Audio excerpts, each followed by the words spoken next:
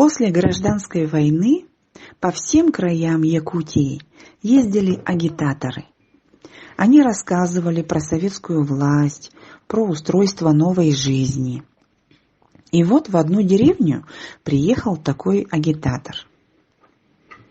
Целый день он вел собрания.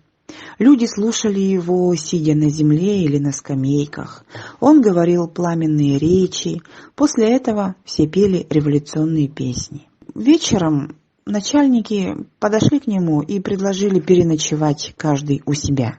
Но агитатор им ответил, что ему надо всю ночь готовиться к следующим выступлениям, и поэтому попросился не в жилой дом, а в какое-то казенное помещение. И тогда начальники сказали: вот у нас есть школа, пожалуйста, ночуйте там как раз есть комната с кроватью. Школы обычно были очень длинные здания. Там был очень длинный прямой коридор, с одной стороны которого были классы. И вот в самой дальней комнате стояла кровать, стол и была жилая обстановка. Дело было осенью, было темно и холодно. Красный агитатор зажег свечу на столе и стал писать свои доклады завтрашние. И вот наступила глубокая ночь. Он слышал звук шагов по длинному коридору. И вот шаги остановились напротив его двери. «Войдите! Открыто!» — крикнул он. Но посетитель стоял. «Очень застенчивый человек, наверное, по личному вопросу», — подумал агитатор. «Войдите!» Но посетитель как будто мялся. Потом развернулся, и его шаги утихли вдали. Целый день агитатор вел лекции, разговоры с населением, отвечал на вопросы и часто повторял: если у кого есть личные вопросы, пожалуйста, обращайтесь, я живу в школе. День прошел в работе, и вот поздно ночью опять агитатор сидит при свете свечи и пишет завтрашние свои лекции. И опять в самый поздний темный час ночи он слышит шаги, которые идут по коридору. Он стал прислушиваться к ним. Он узнал вчерашнего посетителя. Шаги были тяжелые, и он услышал звук, как будто это были сапоги с подковами. И к этому звуку еще примешивался звук брецания железа. Агитатор напрягся, шаги подошли к его двери. «Войдите! Открыто!» — сказал он. Посетитель стоит недвижно.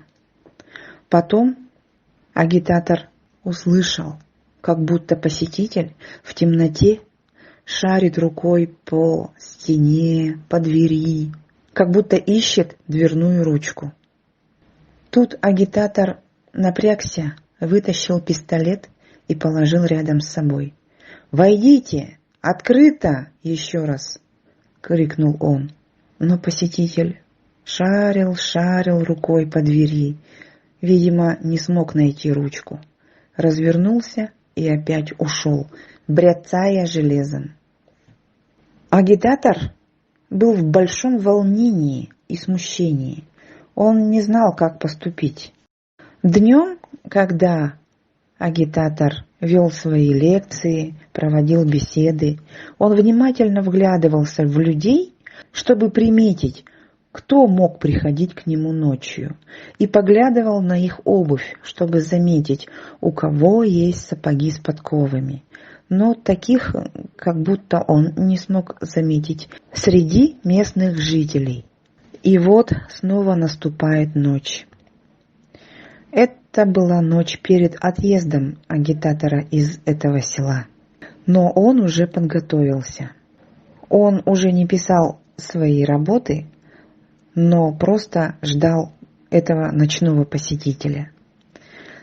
Настал самый глухой час ночи, и раздались шаги. Тяжелый шаг подкованных сапог, брецание железа. Опять ночной посетитель подошел к двери, шарил рукой по двери, по стене, но не смог, наверное, опять найти ручку дверную. Развернулся и стал уходить. В этот момент агитатор взял с собой пистолет, тихо-тихо открыл днем смазанную маслом дверь, чтобы не скрипела, и на цыпочках пошел за звуком этих странных шагов. Шаги прошли сквозь входную дверь, но агитатору пришлось ее открыть. Огромная дверь заскрипела и хлопнула за ним. В кромешной тьме поздней осени звуки шагов со звоном железа были хорошо слышны. Кто-то шел, чеканя шаг по мерзлой земле. Агитатор крался за ним, ориентируясь по звуку. Шаги шли по улицам деревни и вышли за ее пределы. И в какой-то момент звук шагов прекратился. Агитатор, прибежав к тому месту, не видя ничего вокруг, он снял шапку и повесил на стоящее рядом деревце. Кое-как агитатор нашел обратную дорогу до школы в кромешной тьме. И утром он первым делом пошел искать свою шапку. По дороге его встретил местный начальник. Начальник присоединился к агитатору в его утренней прогулке. Агитатор шел и был очень рассеян, а начальник что-то говорил, но в конце концов заметил, что агитатор его почти не слушает. «А что случилось?» – спросил он его. И вот агитатор заметил свою шапку, которую оставил ночью. Шапка висела на обочине дороги посреди пустыря. Растерянно оглянувшись вокруг, агитатор тихонько признался начальнику в том, что случилось с ним в эти ночи. Начальник был очень удивлен, и они решили посмотреть, что есть на этом месте. Но кроме замерзшей земли и оврагов ничего не нашли. Потом начальник предложил позвать людей и провести здесь субботник. И когда разравнивали эти овраги, вдруг кто-то закричал, что его лопата наткнулась на какие-то железные предметы. Когда стали копать в этом месте, обнаружили там человеческие кости. И они раскопали скелет в форме красноармейца, закованного в кандалы.